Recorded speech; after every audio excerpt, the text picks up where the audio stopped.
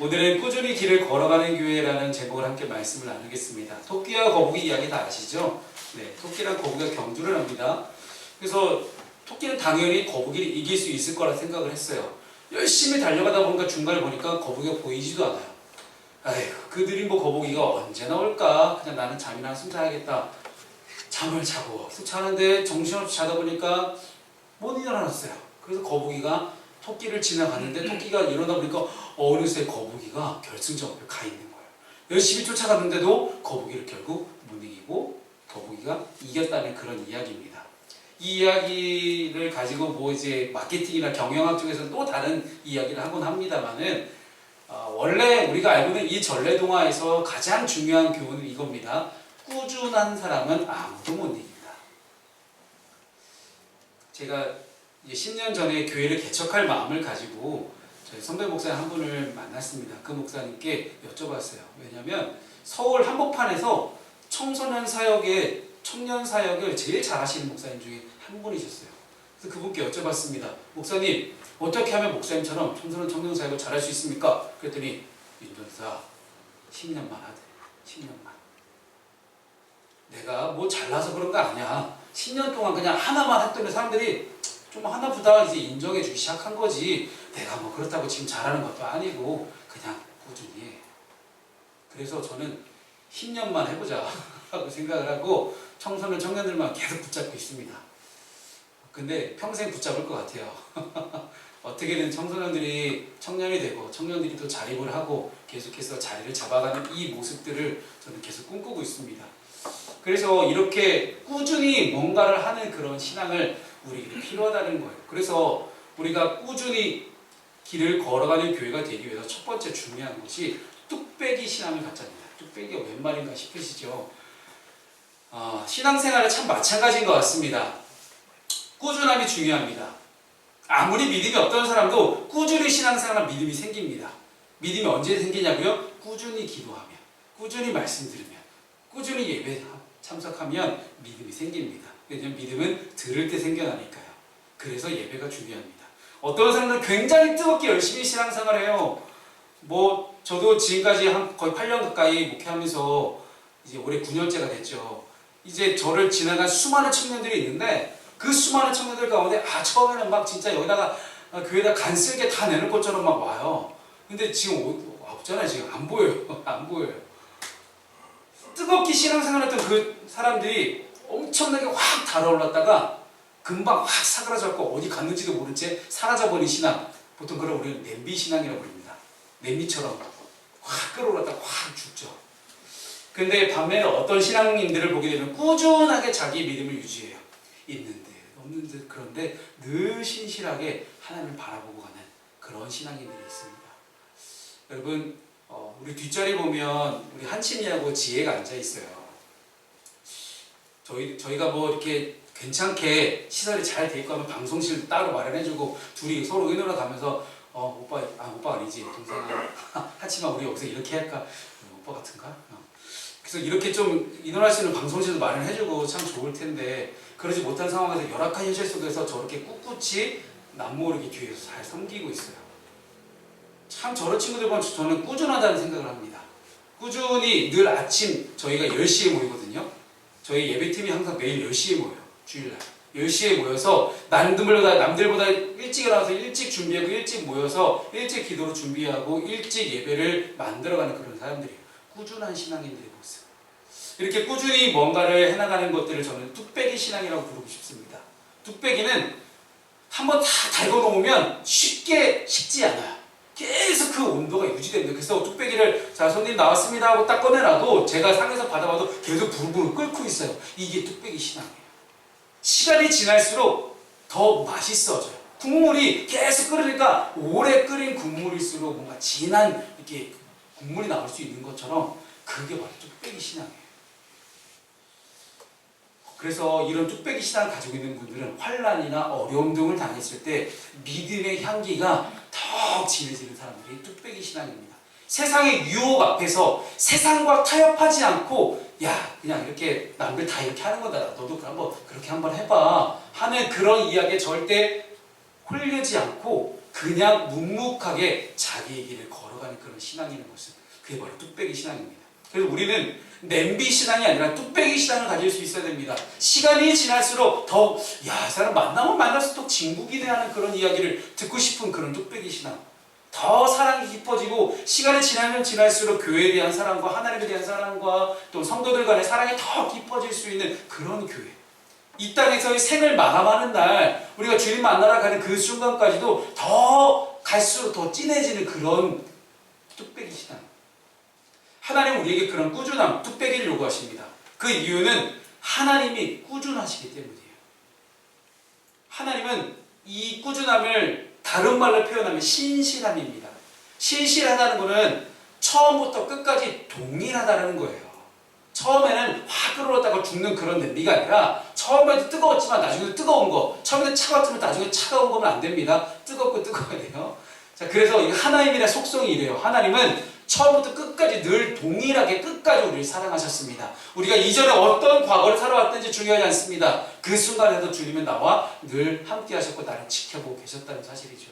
그리고 그 하나님이 앞으로도 우리와 함께 뭔가를 함께하고 싶으시다는 이야기입니다. 그래서 오늘 본문은 아니지만 히브리 13장 8절 말씀을 제가 가져와 봤습니다. 예수 그리스도는 어제나 오늘이나 영원토록 동일하시니라. 아멘. 여러분 정말 아멘이신가요? 이 아멘의 고백, 믿음의 고백이 저와 여러분이 있었으면 좋겠어요.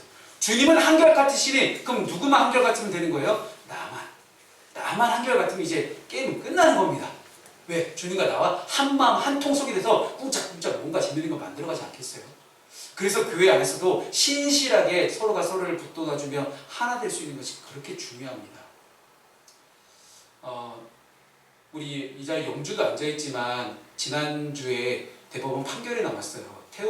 간호사 태움으로 인해서 자살했던 그 여 간호사에 대한 산재가 인정이 됐습니다. 처음이에요.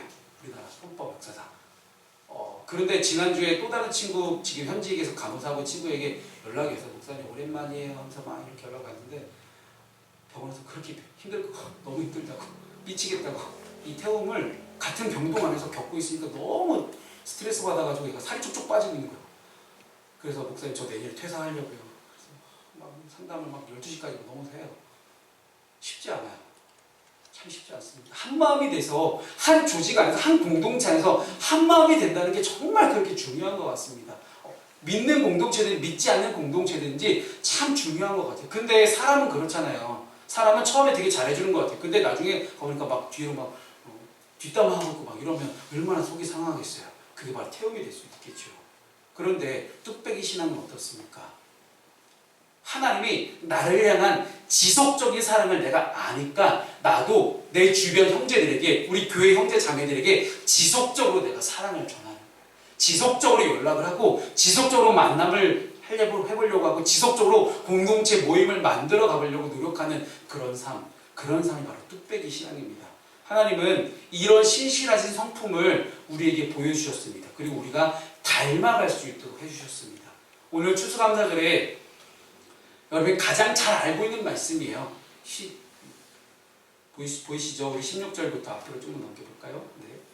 항상 기뻐하라, 쉬지 기도하라, 범사에 감사하라. 참 우리가 다 아는 말씀입니다. 근데 이 다 아는 말씀을 우리가 어떻게 할 수 있을까를 고민해봤습니다. 어떻게 할 수 있을까? 쉽지 않습니다. 하지만 오늘 말씀을 통해서 좀 두 가지를 좀 저는 어떻게 뚝배기를 만들어서 어떻게 뭘 꾸준하게 해야 될지가 두 가지로 딱딱딱 나눠져 있어요. 첫 번째는 뭐냐면 하나님의 뜻을 아는 겁니다. 하나님의 뜻. 항상 기뻐하고 쉬지 말고 기도하고 범사에 감사하는 것. 이것이 뭐라는 거예요? 그리스도 예수 안에서 우리를 향한 하나님의 뜻이라는 겁니다. 하나님의 뜻을 아는 것 참 중요합니다. 신앙생활할 때는 하나님의 뜻을 알아야 신앙생활을 할 수 있습니다. 하나님의 뜻을 알아야 내가 어떤 선택을 하고 어떤 결정을 하고 어떤 말을 하고 어떤 행동을 할지가 결정되기 때문이에요. 기뻐하는 것, 기도하는 것, 감사하는 것을 꾸준히 하라는 것이 나를 향한 하나님의 뜻이라는 것인데 이 문구를 보게 되면 우리가 액자에도 만들어서 걸어놓기도 하고 텔레그라피도 하고 참 좋은 말씀이에요. 그런데 바울은 우리에게 그냥 기뻐하고 그냥 기도하고 그냥 감사하고 하지 않았습니다. 앞에 수식어를 보겠습니다. 수식어를 보면요. 항상 쉬지 말고 범사에 기뻐하되 항상 기뻐해야 되고요. 기도하되 쉬지 말고 기도하고요. 감사하되 모든 것에 감사할 수 있어야 된다라는 얘기예요. 왜요? 이것이 하나님의 뜻이기 때문에. 하나님의 뜻이기 때문에.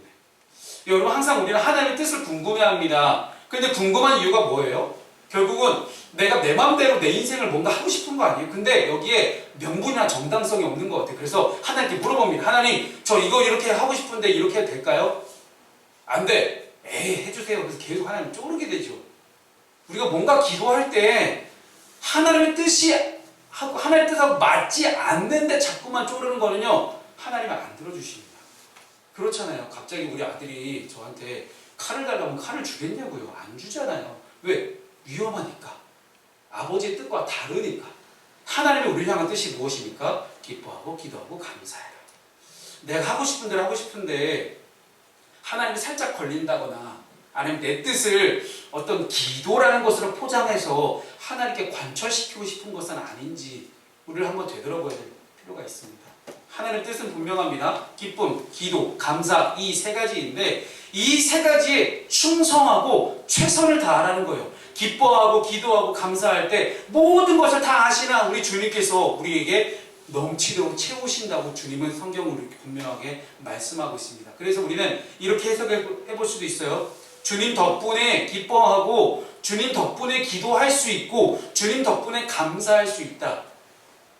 항상 쉬지 말고 범사에를 바꾸면 이렇게 돼요. 주님 덕분에 기뻐하고 주님 덕분에 기도할 수 있고.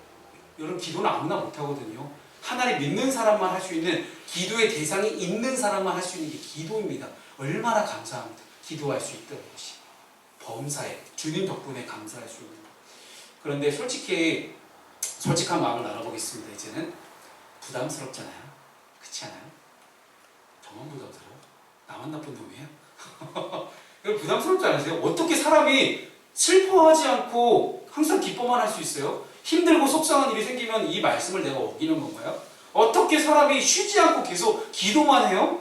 잠자는 시간도 있고 내가 일에 집중할 일도 있고 어제처럼 김장을 하셔야 될 때도 있고 할 게 많은데 그럼 내가 매일 하나님 말씀에 불순종하는 건가요? 어떻게 사람이 모든 일에 모든 것에 감사할 수 있을까요? 만약 우리가 모든 일에 감사를 외치지 않으면 나는 하나님의 명령을 어기는 건가요? 그래서 이 말씀은요 우리가 이렇게 좀 해석하고 받아들일 필요가 있습니다. 하나님은 항상 우리가 꾸준함을 가지고 기뻐하고 기도하고 감사하라고 말씀을 주신 거예요. 우리의 삶의 방향성, 여러분 신앙은 방향성입니다. 머물러 있는 것이 아니에요. 신앙은 무브먼트입니다. 운동이에요. 끊임없이 움직일 수 있어요. 그게 신앙입니다. 한 자리에 머무르는 게 신앙이 아니에요. 그래서 삶의 방향성이 중요합니다. 내가 하나님에 대한 방향성을 가지고 내가 기뻐하고 기도하고 감사할 수 있어야 된다는 거예요. 슬퍼할 수 있지만 주님이 주신 기쁨으로 극복하기 위해 노력하는 방향으로 가고 아무리 바빠도 기도할 수 있는 시간을 확보를 하고 좋은 일이든 나쁜 일이든 선을 통하여서 함께 하나되를 이루실 협력하실 하나님을 바라보며 감사하는 습관을 꾸준하게 가져보라는 거예요. 이게 이 말씀의 본뜻입니다. 이 말씀은 우리에게 부담을 주기 위한 것이 아니라 우리를 살리고자 하는 말씀입니다. 우리가 꾸준히 기뻐하고 기도하고 감사하며 삶을 살아갈 때 그 소원대로 하나님은 하나님의 뜻 안에서 우리의 삶을 인도하실 것입니다. 두 번째가 우리가 하나님의 뜻을 아는 거잖아요. 꾸준한 신앙. 그럼 세 번째 꾸준히 해야 될 신앙은 뭘까요? 꾸준한 신앙은 성령님과 호흡하는 것입니다. 우리는 성령님과 함께 호흡하는 일에 꾸준할 수 있어야 될 때 사도 바울은 19절 말씀에 뭐라고 이야기합니까? 성령을 소멸하지 말라. 이게 처음 이제 아직 신앙생활 얼마 안 되신 분들은 이해가 안 될 수도 있어요. 성령님을 소멸해? 우리가 어떻게? 나 같은 인간이 어떻게 성령님, 삼위일체 하나님 중에 한 분이 성령 하나님을 내가 어떻게 소멸할까 생각할 수도 있잖아요. 성령님을 소멸한다고 이 바울이 적은 이유가 있습니다. 우리가 예수를 믿으면 그가 내 안에 내가 그 안에 거하면 이 사람 과실을 많이 맺나니 이라고 성경은 기록합니다. 즉 성경 말씀에서 가장 중요하게 붙잡는 것은요 인카네이션이라는 이런 신학적 용어를 쓰는데 하나님이 내 안에 내주하심이에요. 하나님 내 안에 임재하신 것, 내주하신 것, 하나님이 내 안에 들어와 계신 것. 근데 지금은 성령 하나님을 통해서 하나님이 끊임없이 우리와 함께 하시고자 노력하십니다. 그런데 우리가 우리의 마음을 성령께 내어드리지 않으면 하나님은 함부로 우리의 마음을 만지지 않으십니다. 이것이 사단 마귀와 성령님의 가장 커다란 차이점 중에 하나예요. 사단 마귀는 자꾸만 우리 마음에 훅 들어와서 어떤 욕심이 잉태한 즉 죄를 낳고 죄가 장성한 즉 사망을 낳느냐는 말씀처럼 내 마음가운데 훅 들어와서 욕심을 싹 심어놓고 나가요. 그러면 그 욕심 때문에 내 마음이 막 발동이 걸려가지고 죄를 짓게 만들고 사망에 이르게끔 만드는, 그런 영적인 사망에 이르게끔 만드는 그런 일을 나도 모르게 저지르고 있는 거예요. 이게 사단이 우리에게 한 짓입니다. 근데 하나님은요, 우리를 너무나 사랑하시기 때문에 내가 내 마음을 하나님께 드리지 않으면 내 마음을 갖고 놀지 않으세요. 여러분, 엎드려 절받는 게 얼마나 싫습니까? 그쵸? 억지로. 하나님은 그게 싫으신 거예요. 하나님 우리를 만드셨어요. 피조물을 만드셨습니다. 그렇다면 내가 피조물답게 나를 만드신 그 하나님께 온전한 마음을 가지고, 감사하는 마음을 가지고 내 마음을 드릴 수 있어야 된다는 거예요. 그럴 때 비로소 하나님이 내 안에 내주하시는 것이 결정된다는 이야기입니다. 성령을 소멸한다는 건 무슨 얘기냐면 우리의 마음을 내 안에 함께하고 계시는 우리 주님께 내어드리지 않고 자꾸만 내 욕심에다가 방향을 틀는 거. 제가 말씀드렸죠. 방향이라고. 늘 함께하고 계시는 주님께 내 시선과 내 마음의 방향을 두는 것이 아니라 그걸 틀어서 내 욕심 쪽으로 내가 하고 싶은 대로 내 자의 선택에 모든 걸 방향을 맞추는 그 선택, 그것이 성령님을 소멸한다는 거예요. 내 안에 들어와 있는 사람을 그냥 굳이 막 내모는 거예요. 나가라고, 성령님 나가시라고. 나는 내 욕심대로 할 거라고 자꾸 내모는 거. 그것이 바로 성령을 소멸하는 것입니다. 그래서 성령님은 말씀을 통해 그리고 양심을 통해서 우리의 죄악된 부분들을 깨닫게 하십니다. 근데 우리가 그 음성에 반응하지 않고 우리의 정욕대로, 육신의 정욕, 안목의 정욕, 이생의 자랑을 가지고 명예와 돈과 권력과 어떤 권세를 누릴 생각을 가지고 나만이 누릴 수 있는 이 세상의 모든 기쁨들을 내가 누릴 모양으로 그쪽으로 함께 따라간다면 성령님은 우리 안에서 능력을 베푸시지 않습니다. 이것이 성령을 소멸하는 것입니다. 왜냐하면 성령님은 우리와 함께 하시면 우리 안에 능력이 나타날 수밖에 없는 분이에요. 자연스럽게. 그것이 성령님의 본성입니다. 어쩔 수 없이 주님이 함께 하시면 주님이 어떻게든 내 삶을 역사를 하시는데 내가 자꾸만 내모니 어떻게 역사를 하실 수 있겠어요? 그래서 우리는 성령님과 함께 호흡해야 합니다. 호흡. 우리가 살기 위해서 호흡을 합니다. 영적인 호흡을 해야 되는데 이 호흡에는 두 가지 호흡이 있어요. 들숨, 날숨. 들숨과 날숨이 있는 것이 우리 호흡입니다. 이 들숨과 날숨이 꾸준하게 반복되어야만 이 호흡이 끊어지지 않습니다. 영적인 호흡도 마찬가지입니다. 우리는 더러운 생각과 정욕들을 계속 내쉬면서 버릴 수 있어야 돼요. 그리고 22절 마지막 거 보십시오. 범사여 좋은 것을 취하고 악은 어떤 모양이라도 버려라. 악은 어떤 모양이라도 버리라는 거예요. 이것이 죄와 악을 계속 버리는 것, 이것이 영적인 날숨이에요. 내쉬는 숨이에요. 영적인 내쉼. 악은 어떤 모양이라도 버리는 것.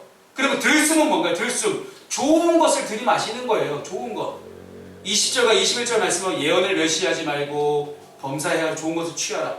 성령께서 나에게 좋은 것을 주십니다. 근데 성령께서 나에게 말씀하시는 그 메시지에 민감하게 귀를 기울이는 거예요. 민감하게.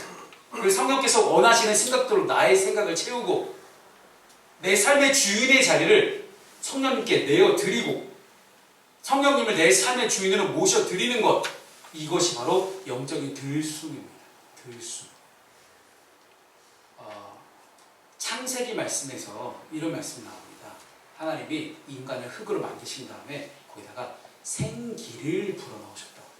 생기를 불어넣으시니 사람이 생명이 되지라라고 기록을 해요. 살아있는 영이 되었다. 우리 영적인 살아있는 존재가 되었다는 이야기입니다. 살아있는 영적인 존재가 되었을 때 살아있는 영적인 존재는 성령님을 영으로 만날 수 있습니다. 왜요? 우리 영적인 존재이기 때문에. 근데 이렇게 영적인 존재가 될 수 있게 했었던 유일한 비결, 그 생기, 그 푸뉴마라고 기록되어 있는 이 원어는요, 지금의 우리로 말하는 호흡과 비슷해요. 호흡. 호흡. 그래서 우리에게 영적인 들숨이 필요합니다.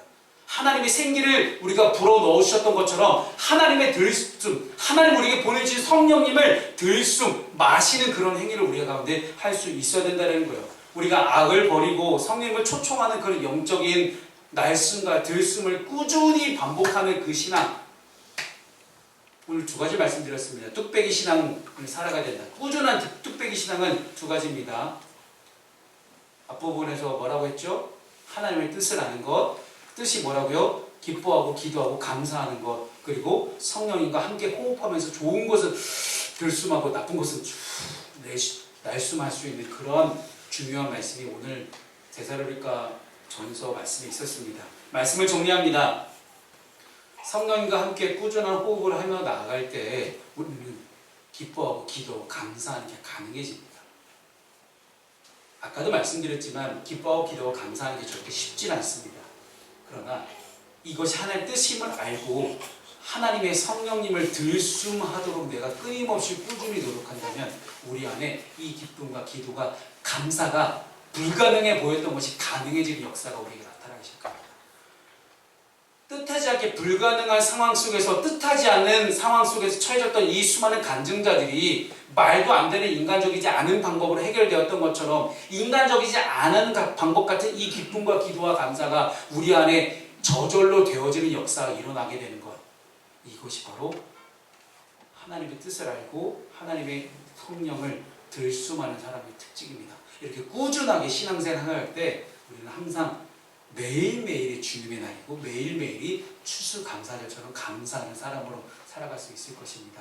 사랑하는 여러분, 이 추수감사절에 여러분이 기쁨과 감사로 봉헌했던 이 모든 예물들은 저희 안산 남지방에 저희보다 더 연약한 교회, 저희 후배 목사들, 후배 전사님 교회에 보낼 예정입니다. 여러분 함께 동참해서 감사하고요. 내년에는 조금 더 풍성하게 보여지면 더 많이 나눌 수 있습니다.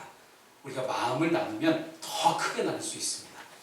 더 크게 나눌 수 있는 교회가 될 수 있도록 함께 우리가 기도하며 나아갔으면 좋겠습니다. 함께 파송 찬양하겠습니다.